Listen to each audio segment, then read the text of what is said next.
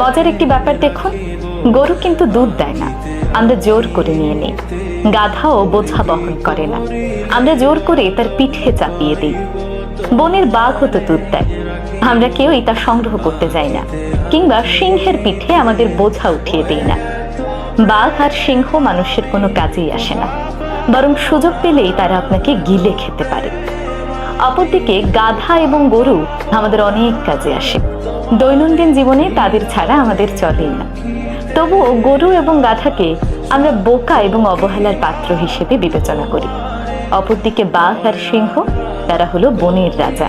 কাউকে গরু কিংবা গাধা বলা হলো এক প্রকার গালি, তাকে ছোট করা, বোকা হিসেবে দেখানো। অপরদিকে তাকে বাঘ কিংবা সিংহ বললে সে ভীষণ খুশি হয়ে যায়, সে নিজেকে অনেক বেশি শক্তিশালী মনে করে।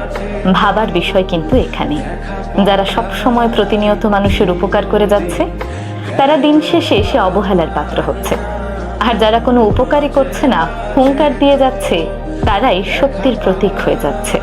তাই বারবার কারো উপকার করার পরেও যখন আপনি দেখবেন আপনাকে অবহেলা করা হচ্ছে, ছোট দেখানো হচ্ছে, তখন সেই জায়গা থেকে প্রস্থান করাই ভালো। কারণ সেই মানুষগুলো আপনার উপকারের কদর করতে জানে না।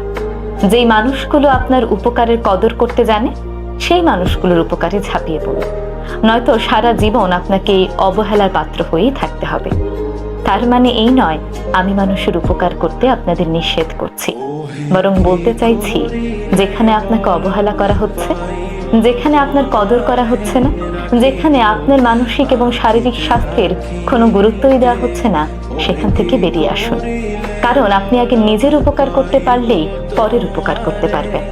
যেখানে নিজের উপকারই করতে পারছেন না, সেখানে পরের উপকার করে কখনোই কোনো ফল পাবেন না। তাই এমন মানুষগুলোর কাছেই যান, এমন মানুষগুলোর সাথেই মিশুন, যারা আপনার উপস্থিতির এবং আপনার উপকারের মূল্য দিতে জানে। নয়তো সবসময় গরু আর গাধার মতো অবহেলার পাত্র হয়েই থাকবেন।